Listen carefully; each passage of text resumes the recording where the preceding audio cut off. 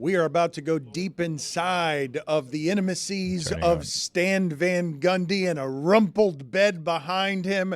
That is a freshly slept in bed behind him. We are getting into his life deeply in order to get the freshest of basketball analysis. We'll get to it in a second, but first, Mike Ryan has a very important journalistic correction because you know we pride ourselves on accuracy around here, even though Stugotz said yesterday that horse racing is dead after they got their best rating since 1989. Yeah, it's dead. Dan, I don't get it wrong often, but when I do, I need to be urgent and decisive with my correction. And guys, I had it wrong.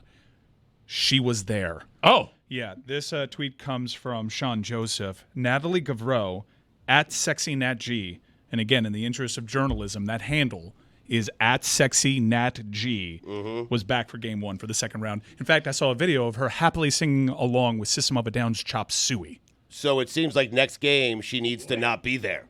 Let's not get too crazy. Why'd you miss it? Let's get to Stan Van Gundy. Let's not get too crazy. I need to get to Stan Van Gundy. They lost. Pete DeBoer is elite. I mean, tunnel vision. We need to bring in Stan Van Gundy and get the freshest of basketball analysis. Even at though SexyNatG was that the handle. Games is that Stan's? One or two is that Stan's Twitter handle at SexySVG? That's it. That sounds about right. Yes. Yes.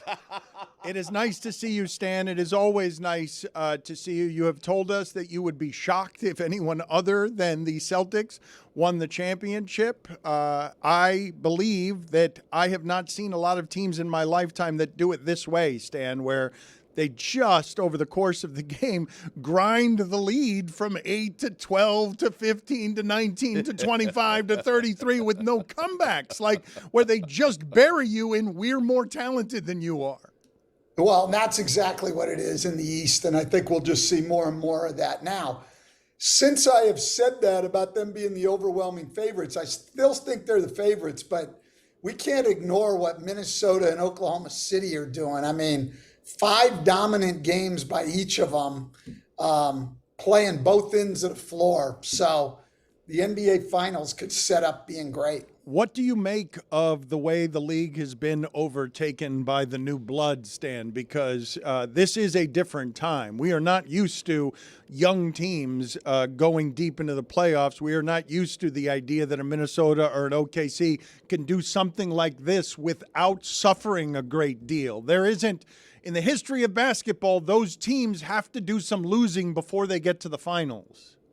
Yeah, they're just really good. And I think in the case of both of those teams, you know, they've also got great poise. Look, Oklahoma City's the youngest team in this and have been all year. And I've said to people all year, like, when you watch them, forget about their birth certificates. When you watch them, what is it that says young to you? Is it that, you know, well, they get a little wild at times? Nope, you don't see that. Is it that they don't commit at the defensive end? Nope, you don't see that. Do they lose their composure when like calls go against them and things? Nope, that doesn't happen. They're probably the most poised team in the league. So I've sort of laughed all year at the people who just think, well, this team's too young. Nothing about them other than their birth certificates says that they're young. They don't play like a young team. And Minnesota either, though Minnesota's not quite as young. I mean, they've got Conley and Gobert, Towns. Those guys have all been around. They're just young on the scene as a team, but they're not a young team. Those teams have been tremendous. And what we're seeing is a lot of star power being laid to waste by these teams that are on the rise.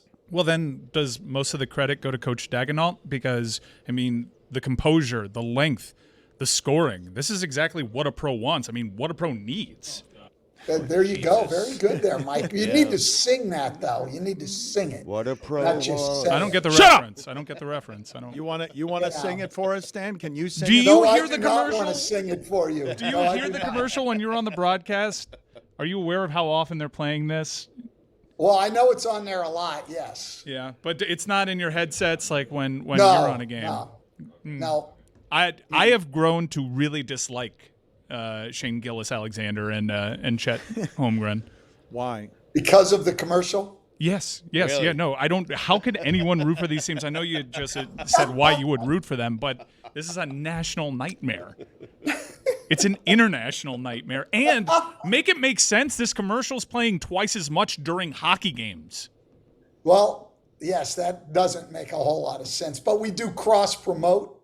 Both of the networks cross promote because we both have hockey and basketball. So yeah, that's how it. They have to make another commercial where they poke fun at themselves. Because there's a prevailing theory that because it's the market of Oklahoma City, that's the only way that you can talk people into doing this rather embarrassing, overexposed commercial. The next AT&T commercial that they do needs to be them singing this and people running away from them, or just poke fun at themselves for doing this to us, because it is quite honestly the worst thing going on television, and I include Newsmax. Oh, no, I don't know about that now. I don't know about that. Are you okay with the idea that Rudy Gobert is a Hall of Famer? I would think that by the standards of who we've already put in, I don't think there's any question he's a Hall of Famer. I have said for years, and not aimed at any one player specifically, that I don't think our standards are high enough. I think the Hall of Fame should be for the absolute best of the best. I had someone tell me a few years back, gave me a criteria that made a lot of sense to me. If you couldn't be the best player on a 50-win team, you don't belong in the Hall of Fame. And that makes a lot of sense to me. So you might be the second or third best player on a team, but if you were our best player, would we still be really good? That should be a standard for Hall of Famers. There shouldn't be a role player Hall of Fame or just a defensive player's Hall of Fame. Rudy's a great defender. If Rudy Gobert were your best player, you're not winning 50 games. I do like the idea of a role player Hall of Fame, though. And we'll get back to that, Stan. But Rudy Gobert, if you're coaching the Timberwolves and he comes to you and he says, hey, I need to be there. My wife is having a child. I need to miss Game 2 of the Western Conference semifinals. What is your response to that?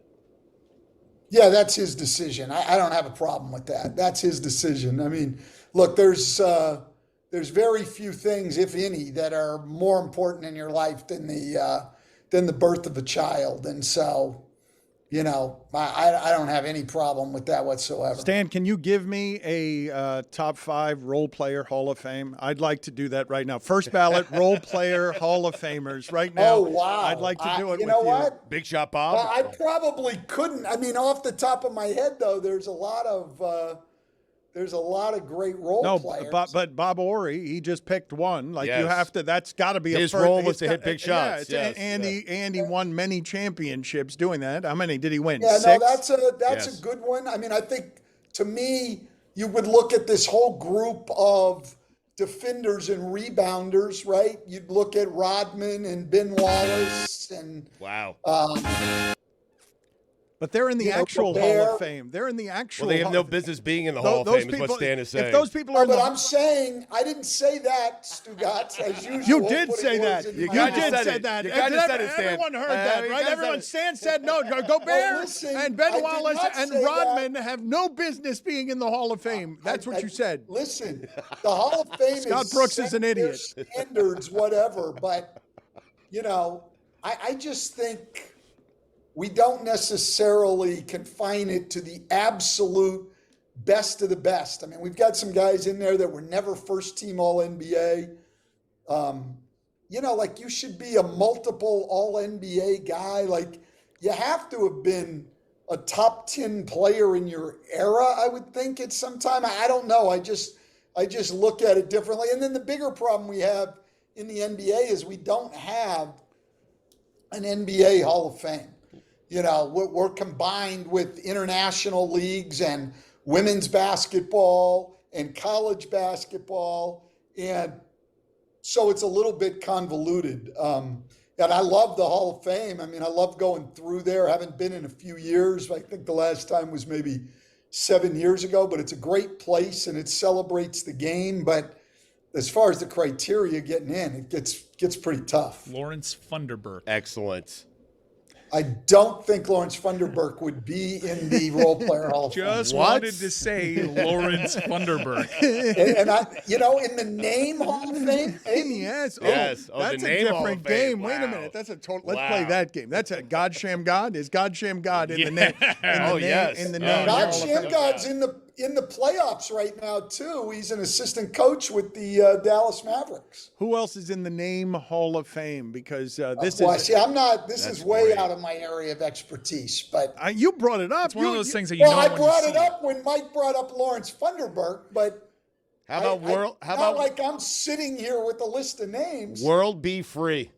Well, yes, absolutely. Yeah. MVP of the all-name team right there. Detlef Schrempf. Oh, World Be Schrempf.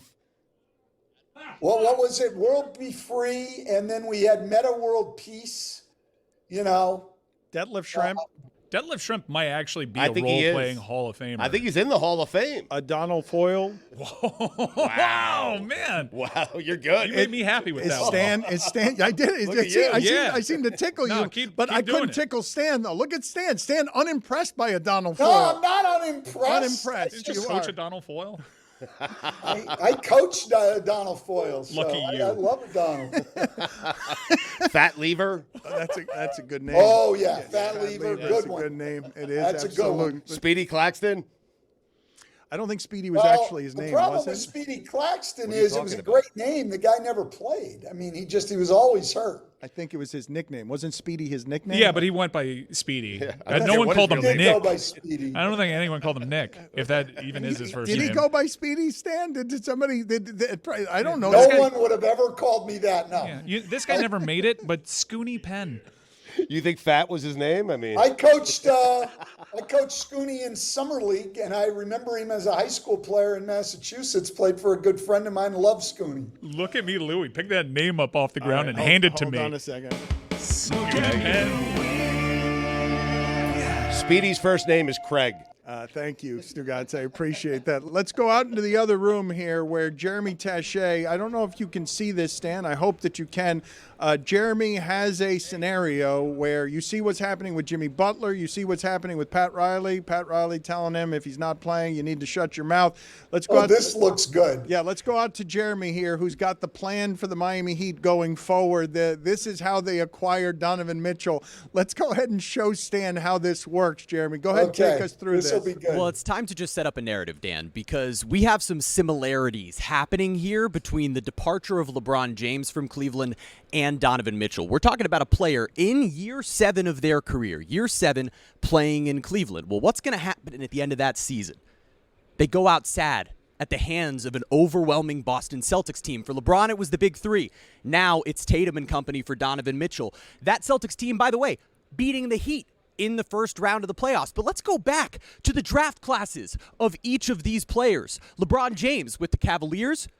Who was his best friend in the league? Fellow draft classmate Dwayne Wade, drafted by the Miami Heat. Donovan Mitchell, best friend in the league?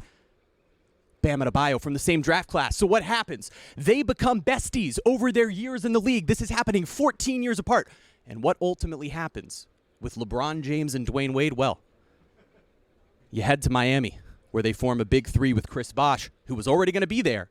And here, a future big 3 in Miami of Donovan Mitchell, Bam Adebayo, and Jimmy Butler. Excellent detective work. Stan, your thoughts there on Jeremy doing that and also everything that happened with the Heat this week where Pat Riley tells Jimmy Butler, if you're not playing, you should keep your mouth shut. Bison Dele. Well, Oh, wow. first of all, on Jeremy's thing, that's all well and good, but LeBron James was a free agent. So that's sort of, and Donovan Mitchell is not. He was so that traded. sort of changes. LeBron James was traded to the Miami Heat. Depleted us of He draft was, assets but and because he was a trade free capital. agent. So Don't ruin it. a sign He and did trade. all these. Sign He and did trade. this whole thing, the string he did theory thing. he did a great job there. The second thing I would say is let's not look, Donovan Mitchell, Jimmy Butler, Bam Adebayo, really good players, but let's please not put them in the class of LeBron James, Dwayne Wade, and Chris Bosh, please. My I man. mean, let's stop right there. And what Pat Riley said is, what Pat Riley said. Like, that Jimmy shouldn't be talking if he's not playing, and they need him to play more games. I mean, both things seem rather obvious to me. I loved what you said about this front office it has to stop putting Eric Spoelstra in this position where he has to be some sort of miracle worker every postseason. They need to help him out. They've failed countless summers now in acquiring not just a major piece, but pieces that can really help. And they're going to other teams in the Eastern Conference. They got to do something because what he's working with, no slight against him because it's been amazing, is not enough. No, it's not enough. And if it weren't for him, I think there would be a whole different narrative surrounding the Miami Heat. But Eric's able to always get the most out of his team and get the most out of individual players. And so they end up very competitive at the end of the year. Now, this year, it got to the point with Butler being out in the playoffs where they didn't have enough to even be competitive as an 8 seed. But I think the bigger point, which everyone that I've read has hit on, is if they had had guys more available in the regular season, they wouldn't have been an 8th seed. And then maybe they could be doing what New York is doing despite all the injuries and things because they weren't in quite as tough a matchup. So, the regular season has got to become more important, not to Eric Spoelstra and Pat Riley. I think it's always been important to them. It's got to become more important to the players. They've got to be more available, and they've got to put themselves in better position heading into the playoffs. Thurl Bailey. Oh, that's a good one. They don't make Thurls anymore. Pearl Washington. They don't. Really? What is Thoroughly even short for? Tiago Splitter. Is it short for anything? Yuri Blob.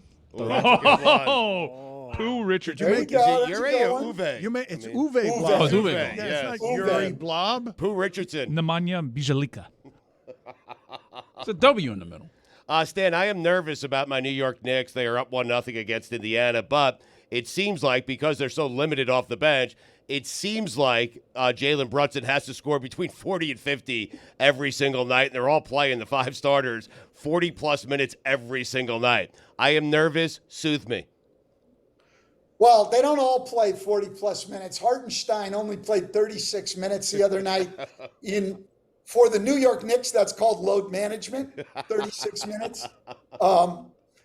Josh Hart, we were laughing on the broadcast. That's his 3rd playoff game the other night where he's played every minute. One of them was an overtime game where he played 53 minutes. So he played 48 minutes in game 1 against Indiana and did our between quarters interview, which is normally for someone that's out of the game. But in New York, if you're limiting yourself to interviewing players that are not going to be in the game, we'd be talking to Charlie Brown or something, So, yeah, these guys play a lot of minutes, but here's the thing. If you look at what they've done in the playoffs and people keep waiting for them to wear down, they've been at their best and even at their most energetic in fourth quarters. I mean, if you look at their 7 playoff games, they have 44 offensive rebounds in the fourth quarter. They have 51 in the other 3 quarters of those 7 games combined. So this team gets stronger as the game goes on. Obviously, highly conditioned, tough guys with a lot of resolve.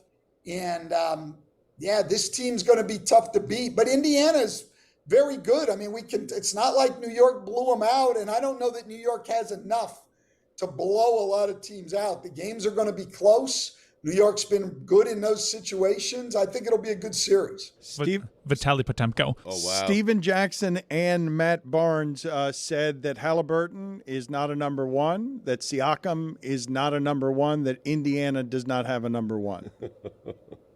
I think that's fair. And I think they've done a very good job with that roster.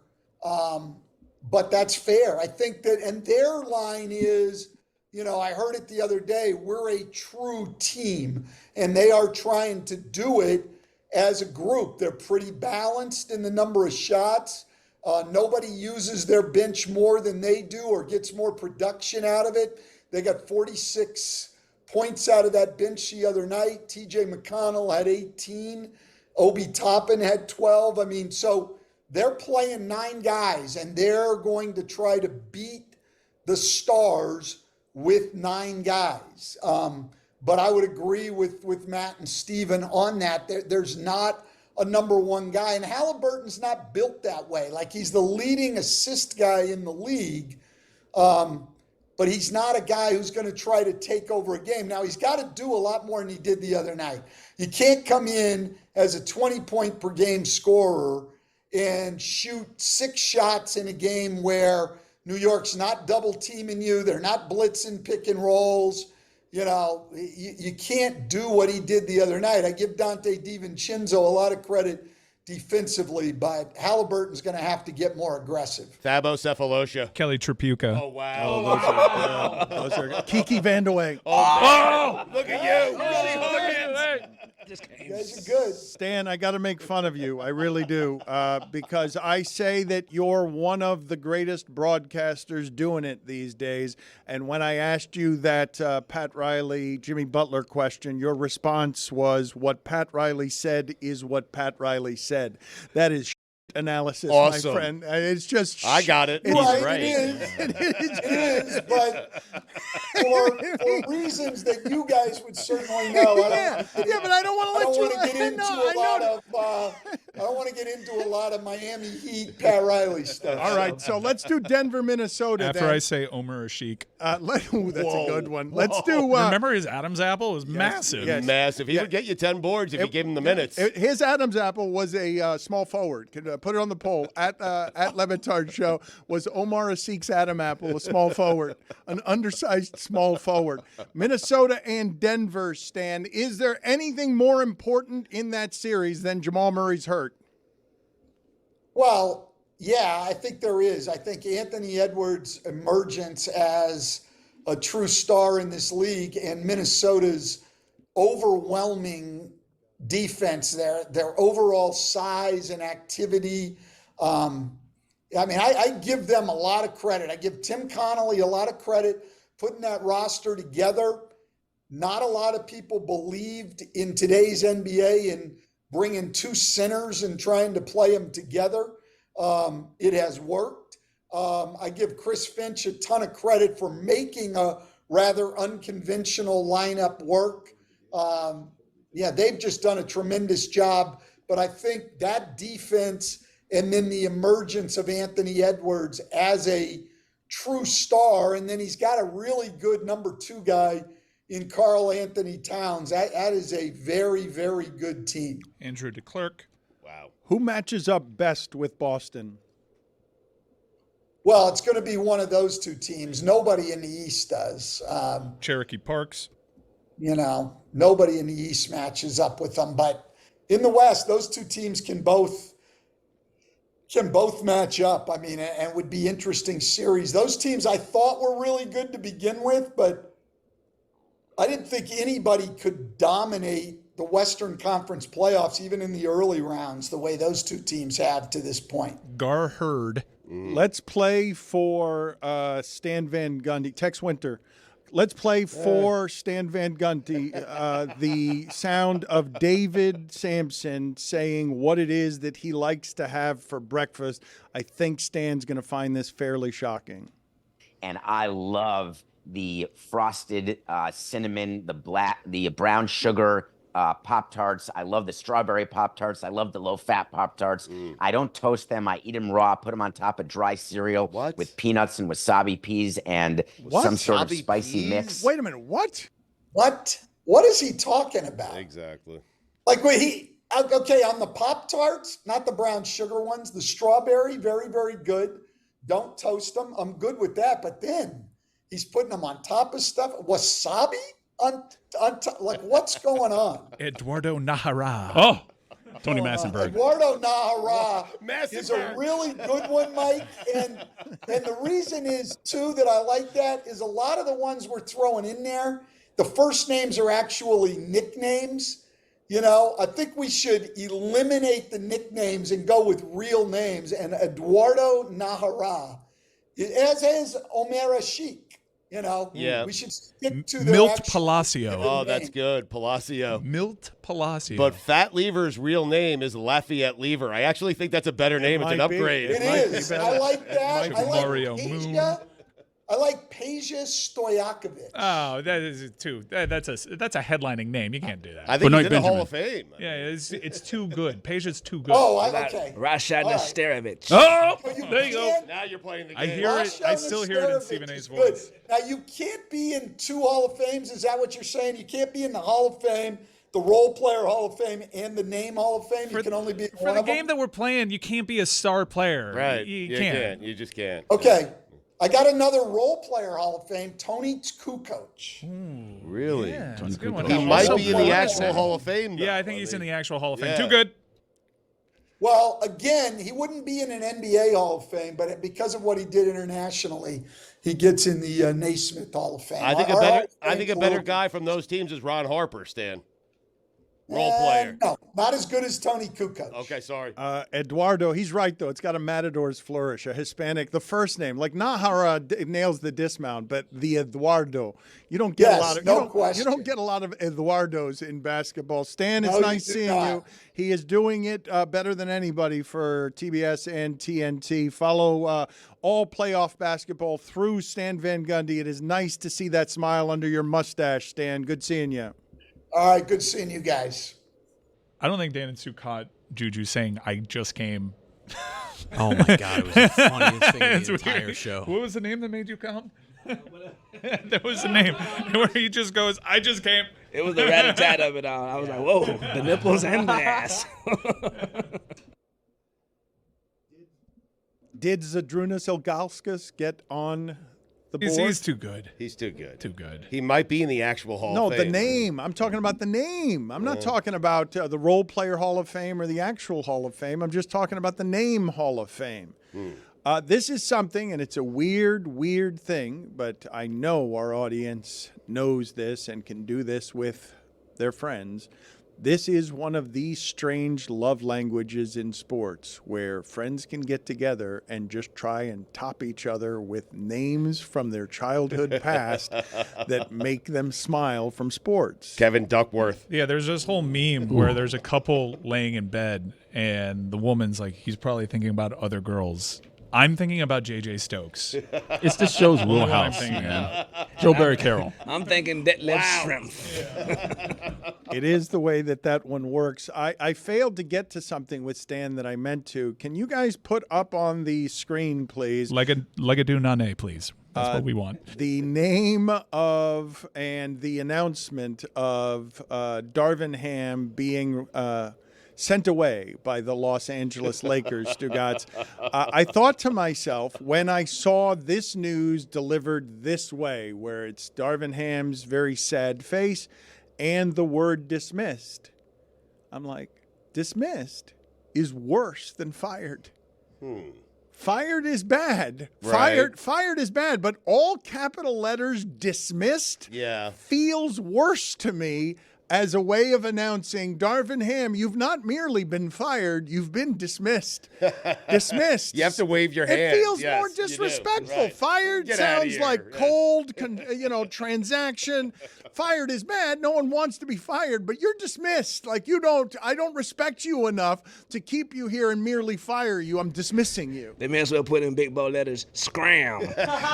You can leave now. You can't trust BR with a graphic, though. Like, if Braxton Berrios signs somewhere, they'll be like, who can stop these guys? I do feel like they could. What's the next step beyond dismiss? GTFO? Like what is next that I could put in capital letters? That's It's PTFO, by the way. Fine. Sent packing? Give him the boot? Did you go for a Pablo Torre finds out joke that didn't make a lot of sense? Just a good teammate there, you know. He tried. Just trying to promote the show, man, Exactly for a good right. friend, Pablo. Exactly. Hey, Darvin Ham, kick rocks. That's a good one. go sit in the penalty box. What? Yeah. I mean, the guy doesn't get enough Right. promotion. I was giving a promotion. Haywood Workman. Pound sand. Worst attempt at a joke on a show that has Jeremy on it. I mean, how do you do PTFO? After and you, then it was like a find joke, me, and it doesn't lesser even make joke sense. after a good joke. You got a good, nice little even- pop for it. It didn't even. When he gets later and later in the show, I think, and he gets more and more tired, especially with these drives. Like he's not totally here. There's like 9% of his brain that's not functioning correctly by the time that we crawl toward the finish line with him. Like that made no sense what he just did. Yeah, he came up with that all on his own. I didn't feed it to him, I which got is a the major joke. surprise. Yeah. I mean, the 9% of his brain. Billy has not made eye contact. I feel like we're hitting a lull here, and I think I have the solution to What's this. that, Billy? Ronnie Turnoff. Ronnie Turnoff is good. Yeah, could he catch a pass? Could Rody Turioff ever catch a pass? Guys, guess what time it is?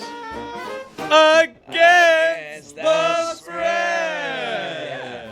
That's what it is. Against the Spread is sponsored by DraftKings. Stay tuned because you'll hear more about DraftKings and all it has to offer throughout the show. DraftKings, the crown is yours. Love Giraffe Kings. Who's So going who's first? I'll start today. Dan, big one on the ice today. Panthers, Bruins. And I know if you've been listening to this show, you've heard all about what DraftKings has to offer, but you've also heard hubbub about Sam Bennett coming back and the difference that this is going to make in the Panthers-Bruins games today. But as Stugotz has mentioned, this year, head-to-head, the Bruins are 3-0-2 against the Panthers. And I think that trend continues tonight. I'm going to take the Bruins plus 1.5. I don't know that they're going to win the game outright, but I don't think they're going to lose by 2 to the Panthers. We've got some bad news from the morning skate. What?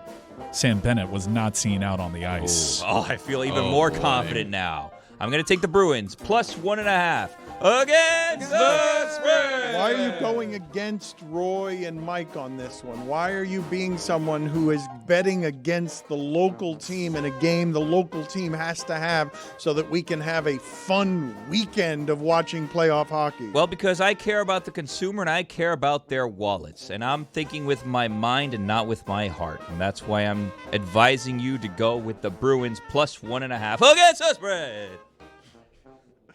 Next. All right, I'll go next. All right, so, I'm going with the Oilers and Canucks game tonight. The last 5 games with the Canucks games, the underdog has won the last 5 games when the Canucks are playing. And the Canucks are currently plus 1.5. So I am going with the Canucks tonight against the spread. I'm going to travel to the NHL as well. You got to dig it. My brother Billy Gill said he thinks the Bruins are going to go plus 1.5, you say? Mm-hmm. I think opposite. I think your Florida Panthers will succeed. I got 7 syllables for you. Matthew Tkachuk, Sergei Bobrovsky, goddammit. I'm taking the Panthers. Yeah. The logistics, semantics, don't worry about it. Against the spread, yeah. Pay no Right, attention to the syllable man There you go. behind the All curtain. right, yeah, 7 syllables. These That are GD, neither- was that in the 7th? There's not logistics. It's not semantics. You took God's name in vain. Yeah. Bobrovsky by himself took you over the count. Bob. Yeah. Pay no attention to the man behind the curtain. Panthers against the spread, yeah. Duh! Are you of the opinion, I just want to be clear on what happened here, that if you wave your hands around and say, pay no attention to the man behind the curtain, that we're going to let it go that you used about 40 syllables where you said 7 for some reason? Zagaki, Dano. Thank you, Juju. Is that it, or do we have I've got anybody one. else? Yeah, a little daytime baseball for you if you want to increase that bankroll before the hockey kicks up. The Miami Marlins are playing the LA Dodgers. On principle alone, I'm going LA Dodgers again. What are you doing? You're just taking a giant favorite? Yeah, it's minus 120, I think, thereabouts It's gotta be for more than minus 1.5. No, for Ryan the run Weathers line. on the mound. Yeah, for yeah. the Marlins. Ryan Weathers. But baseball could happen. Baseball happened last week. It can happen, but, I mean, what are we doing? What are you Against doing? the spread! That's what we're doing, That's a big question. Oh, yeah. What was Stugotz doing? I don't know. After I mentioned Omer Ashik, I could see him drifting off and just visualizing that Adam's apple. I think he just had problems getting back on the train. That is still buzzing over our heads. PTFO. I mean, Billy, what are you smiling about? I just, just happy. that was 8 syllables. I have no idea who Roy picked. I mean, I said the Canucks. No, it was confusing. It was one time. No, you definitely said the Canucks several times, almost too many. Yeah. You did get tangled up there. Well, I didn't know we were doing against the spreads either. Okay, that's good planning and organization and just the general competence that I've come to associate with this show. You didn't know we were doing against the spread, so you gave that no thought, and now you're asking people I gave you the reason why. Hold on a Well, as second. confusing as it was. Whoa, hey, you mentioned the Canucks, and if you want to see the Canucks, Billy Gill, you know what you do? You download the Game Time app. Woo! You create an account. You use code Dan for $20 off your first purchase. The terms apply, okay, folks? Last-minute tickets, lowest prices guaranteed. You can see where your seat is, and you can see what your view of the ice is going to be. If you somehow find another price out there that is lower, Game Time will give that price to you plus more. Great customer service. It's what I use all the time. That is promo code DAN. Game Time. Sharif, I do it right. Yeah. Wanted to bring on the man who has ruined basketball, Stugotz. Yep. Kirk Goldsberry is better at analytics than just about anyone in the NBA media. He was a VP of research for the Spurs. He's the chief analytics consultant for USA Basketball. He's got a new book come out. It came out this week. It's called Hoop Atlas, Mapping the Remarkable Transformation of the Modern NBA. And as I mentioned, he is single-handedly responsible for ruining the NBA and drowning it in numbers and data and a whole bunch of stuff that a lot of people are interested in and a lot of people are not interested in. Stugotz chief among them. He is against learning. Yep. He is against new information, and the whole sport has changed. Kirk, thank you for joining us. We have a number of different questions. You write a lot about the corner three, so let's talk about one of Stugotz's favorite players, Al Horford. He's taken more than half of his shots from three in these playoffs. How much has the sport changed since Ray Allen shot in Game 6 11 years ago? The game has changed a lot. Al Horford epitomizes those changes in a way, Dan. He's a perfect person to bring up. And in my book, Hoop Atlas, there's actually one of the more stunning graphs is Al Horford's three-point activity looks like a Bitcoin line graph, man.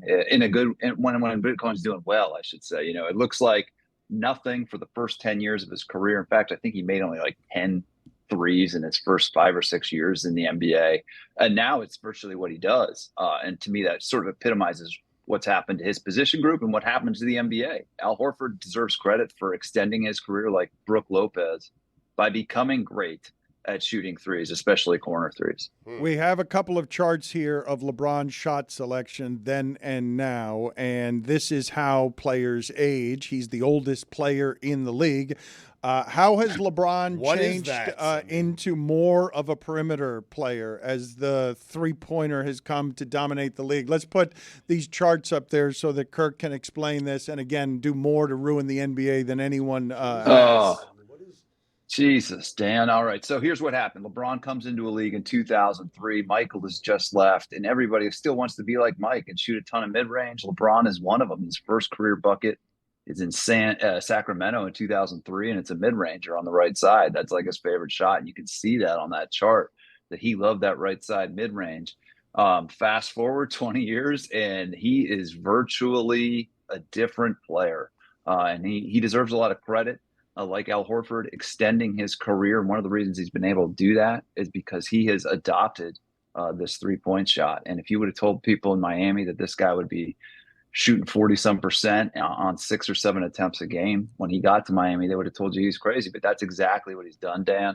And like Al Horford epitomizes the trends that have sort of taken place during his career. And the other crazy stat about this, he is not a bystander. He leads the NBA in history in three-point assists and has assisted more corner threes than any other player in the game. So Those of you who think this is just about Steph Curry and this three-point revolution, as a passer, LeBron has assisted more threes than Stephen Curry has ever made. So he's helped ruin basketball too.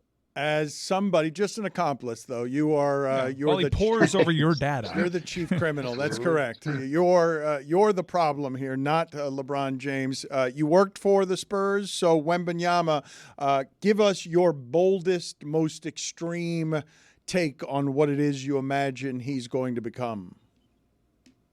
I think he's going to become the best player in the NBA. That's the boldest take I'll make, but it's going to be different. It's going to look different. He's going to be the best defensive player in the NBA. He might already be there. I'm not mad that Rudy Gobert won Defensive Player of the Year this week, but I think Wembanyama is going to hang his hat on that award for years to come. I think he'll just be so disruptive, blocking 5 shots a game on an average basis. But then on offense, nobody's going to be able to guard him. Once he gets a little bit stronger and starts to get a better feel for the game and the game slows down for him, he's going to be a problem on offense too.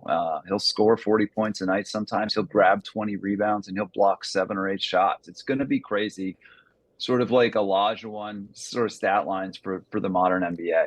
And he has a potential to be the best player in the world and win multiple championships in his career for sure. We were talking last week, and I was saying that Tom Brady is the standard for people not knowing anything about how to project who's going to be good in all of sports. But I couldn't come up with a close second place to what Jokic has done, where nobody thought he was going to be anything, and then he becomes something that is more dominant than anyone. Jalen Brunson? Nothing. Yeah. Okay, yeah, but Jalen Brunson's not an MVP, and Jalen Brunson isn't a multiple-time MVP, and Jalen Brunson doesn't shoot with the efficiencies of Jokic, although he does, for his size, do more. But is Jalen Brunson second place to you when you think of people just totally swinging and missing on somebody who you think is a backup in the second round, and he's better than everybody? Brunson's a great name. It's more topical than the one I'll throw out, which is Manu Ginobili. It's a big part of my book, but he was picked 57th in the NBA in the late 90s, didn't even make it to the league until 2003. And I think out of 140-some players, Dan, that have played at least 1,000 games, he has the highest winning percentage in NBA history. He has 4 championships. But to me, sort of symbolizes how NBA scouts overlooked international players in the late 90s and early 2000s. But moving it up to today, Jokic is obviously the flagship one, and Brunson is a great other name. But some of these other Knick players are on that list too. I mean, scouting the NFL is very hard. We miss on quarterbacks in the NFL, no matter how you sort of build draft models. Predicting future success for quarterbacks is very difficult. Basketball, you can look at LeBron James or Victor Wembanyama or Anthony Edwards and be like, that dude's going to be very good in the NBA, and be pretty confident about that. When Stugotz says Brunson, though, I could say, well, look at him. Just look at him. Physically, look at what he's doing. Okay, that's why they overlooked him, because he's small and yes. I get it. But he's crafty, Dan. I mean, this is ridiculous. He's averaging 40 a game in the playoffs. I'm well aware of how well he's doing, but look at him. I can say, okay, he's too small with those giants. When I see Jokic moving through like a cement mixer and not bothered by everything, I really don't understand how everyone misses on that. Like how at that size, experts can't see. I just don't get it. I'm really mystified by it, because I don't have a comp for someone that size. Never mind playing that way, because there's not a comp for someone playing that way at that size. But everyone's swinging and missing on someone that size. Yeah, it's remarkable, and I think, he has now scored 210 points in his last 5 games, and you got to sort of zoom out and be like, the last person to do that over a 5-game playoff stretch was Michael Jordan in 1993, and it's staggering what he's been able to do at his size, and it's a credit to him and his footwork. But you want to talk about people who missed on him. The whole Dallas Mavericks organization missed on him. It's just a few years ago they let him walk. Now he's certainly a max player. I'm not saying he's an MVP. We already talked about that. But, geez, he scored 40. He's scoring so much. If he scores 40 tonight, nobody will be surprised. And that is wild, given where he came from, his draft status, and even his time in Dallas. And that organization kind of wishes they had him still, I'm sure. Do you have a theory? Because I haven't gotten a good answer yet on this, and I think you might be a good answer on this. I know that Jalen Brunson and Jimmy Butler are not Michael Jordan. I'm assuming that the reason that they are able to score more than Michael Jordan is because of the way that offense has changed. I'm not assuming that those two players are reincarnations of Jimmy Butler. Can you explain this? I'm sorry, of Michael Jordan. Can you explain it to me? Can you explain to me what's happening there that the statistics I'm getting from these two guys shouldn't be where they are? Not these two. Yeah, there are two things. It's the three-point era. So, especially with Jalen, a lot of his offense comes from the three-point line. And if you just transported his three-point stats back to Jordan's era, he would stick out like a Larry Bird's dream. I mean, he is using the three-point shot at a normal level for superstars in 2024, but that is padding his stats. I'm not calling him a stat pattern, by the way. And then the second thing, Dan, is this heliocentric movement that has taken over the NBA in the 2020s, which is NBA offenses have never been this concentrated around the best players, perimeter players specifically, in the NBA's history. We're commonly seeing usage rates in the mid-30s for players like Brunson, who leads the playoffs in usage rate. For those out, that's a little bit nerdy. That's a fancy way of saying a ball hog. But NBA teams are happy to just rinse and repeat actions with their best players in ways that we haven't seen from guards in a long time. And that explains why we're seeing such wild box score numbers from players like Jalen Brunson. Kirk, the comparisons of Anthony Edwards to Michael Jordan, a bit premature, right? Ridiculous. Don't compare anybody to Michael for a variety of reasons. But, Anthony Edwards is 22. And even when Michael was 22, he wasn't scoring like this and just dominating. So Anthony Edwards is his own player. He deserves to be treated as such. And in the business we're in, everybody wants to compare everybody to everything. We've already done it 3 times in this conversation. So I can see why it happens. Anthony Edwards is an absolute phenom. And I just can't believe he's 22, Stugotz. Let's play for Kirk some sound from Austin Rivers that caught fire yesterday on the Pat McAfee show. Listen to this. I could take 30 players right now in the NBA and throw them in the NFL. You cannot take 30 NFL players and put them in the NBA. Whoa. It's because you only allowed 5 on the court. Let's all relax. It's because you get a break every play. All you got to do is catch the ball and run north or south. Listen, our sport. It ain't complex. Your thoughts there, Kirk. That's sports radio. That is great sports radio. Stugotz got the producers here. I tend to agree with Austin Rivers, but I have a more of a respectful tone. I think the NBA has a lot of the best athletes in pro sports, and if they devoted their lives to it, they could thrive in the NFL for sure. And I think we have a few examples from history that can prove it. Stanislav Medvedenko. Who do you have for MVP this year, brother? You have Jokic, SV, Shai Gilgeous-Alexander, or the other guy? Please say the other guy. Definitely the other guy. Regular season or playoffs. The way this Denver-Minnesota season is going, I reserve the right to make sure that everybody in the audience knows the NBA MVP award is a regular season award. And I feel like Nikola Jokic was the most valuable player this year. But Anthony Edwards and Jalen Brunson certainly look like the most valuable players of the postseason so far. It wasn't too long ago that the NBA was reputed to be an innovator, not afraid to change the game in ways that would make the game a little bit more appealing. Does the NBA need to change the game some because you ruined it? Yeah, it does, Michael. It's time to move the three-point line, especially the corner three, which is the most boring shot. It's the smartest shot in basketball, but you know what else? It's boring. Nobody wants to see PJ Tucker over there. Nobody wants to see Malik Beasley doing that. We want to see Anthony Edwards dunking, breaking guys down off the dribble. We want to see LeBron dunking. We want to see the best players making the best plays. And simply put, Michael, the corner three has become too easy for too many players. It's 1 in 10 shots in the NBA now. Nobody wants to see that number. And every time somebody shoots a corner three, it's something else that's not happening. So that shot shouldn't even exist. If you look at the basketball court, the corner three is 22 feet from the basket. Every other three-point angle is 24 feet or so, 23.75 to be precise. And it's time to get rid of the corner three, in my opinion, Michael, and open up the game to more athleticism. Try to breathe some life back into the mid-range where Michael Jordan and Dirk Nowitzki and Kobe Bryant all sort of made us swoon with that kind of game. That's absent now in large part because we're just hunting corner threes over and over again. So it is time. And every other league in the world, from the WNBA to women's college basketball to men's college basketball to FIBA, has moved their line back this century. The one that hasn't is the one with the best players. Tell me how that makes sense.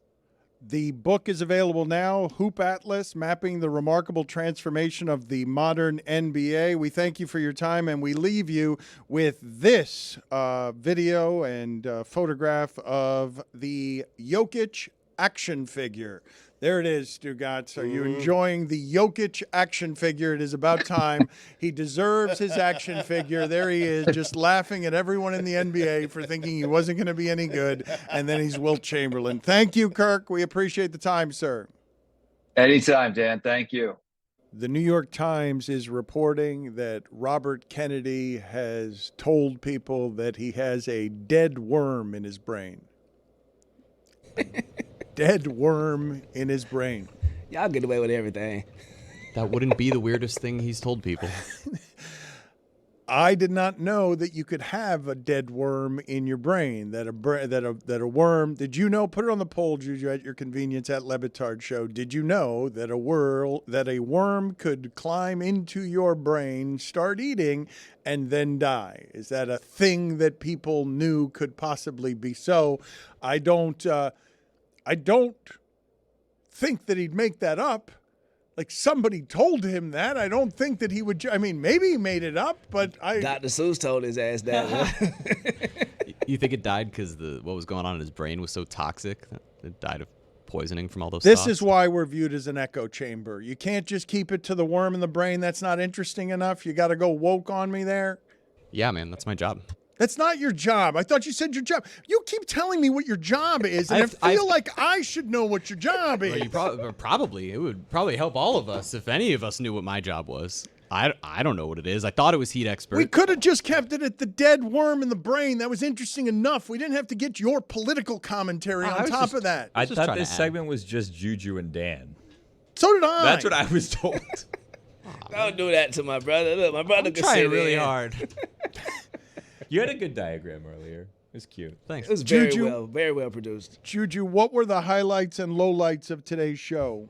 I start with the low life because a lot of people are writing in about David Sampson and these wasabi peas, bro. Like, they are disgusted that he could bring that up into any kind of dinner plan. I like wasabi peas by themselves. I've never put them with anything else. The only thing I've ever put wasabi on is sushi. I like wasabi. I have gotten the nose and brain sting that would awaken a dead worm if I had one in my brain, because I have felt that in my head. When you put that on the poll as well, Juju, please, at Le Batard Show, have you ever gotten the nostril brain heat of wasabi sort of disorienting you? What else did we get wrong? They also says that Antonio Urbina, he says that the winning lotto ticket was sold at Publix, so Stugotz was wrong. Wow. In Miami Shores, it was just, it was nearby here. There was a winning lotto ticket at Publix. That disappointed me. I didn't want it to be at a Publix. I want it to be at a small-time gas station Cheapens somewhere. it. Yeah. It does. It doesn't feel... It shouldn't be at the winning lotto ticket should not be at a place that has a lot of square footage. It has to be small square footage, and you got to be able to get plantains in a corner, and they have to give you a key at the front to use the bathroom because they don't want it open to everybody. It can't be a Publix. Yep. Being Brave 4 says that, hey, the Le Batard Show is talking NASCAR for just a single minute today. It made my entire week. Salute to him. I can't believe that Mike Ryan and his wife jumped up on a couch at the end of a NASCAR race, and we didn't get it to that until Wednesday. Right. How is that possible? I'm not sure. The chickens might should have peeked their head out of it. But I called him on it, and he insisted. Billy, you don't believe him either. No, but Okay, very good. What else do we have, Juju?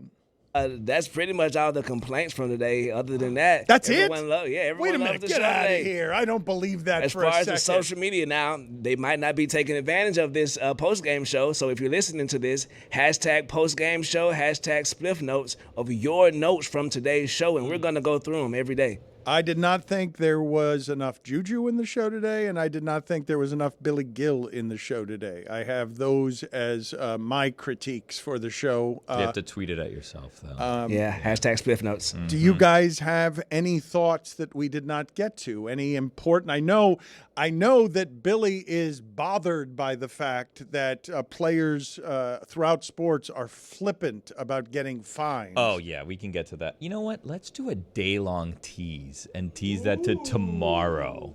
Are you here tomorrow? We'll find out. TBD.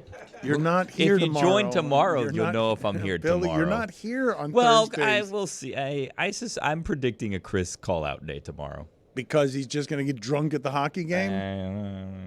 He was Well supposed put. to be here I today. appreciate I your didn't say thoughts. that. You said that. I didn't say that.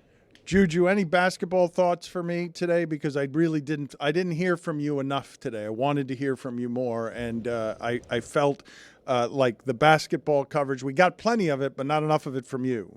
Yeah, bro. I love my Celtics, but they rely so much on these contested three-pointers that go in magically. The no. Okay, good shots. Like, that's all game with them. And like you said earlier, in the close game scenario, I think they haven't been battle-tested enough to where I can be fully confident in them in that, which the Knicks have been. Every game the Knicks have been in that close game scenario. So that may pose a problem if both of those teams can make it to the next round. But, yeah, man, I'm nervous for the Celtics for that reason. I don't understand, Juju, why it is that you wouldn't have 100% confidence in what looks to me, what I keep saying, because of the offensive age that we're in and because of how they have battered the entirety of the league so consistently.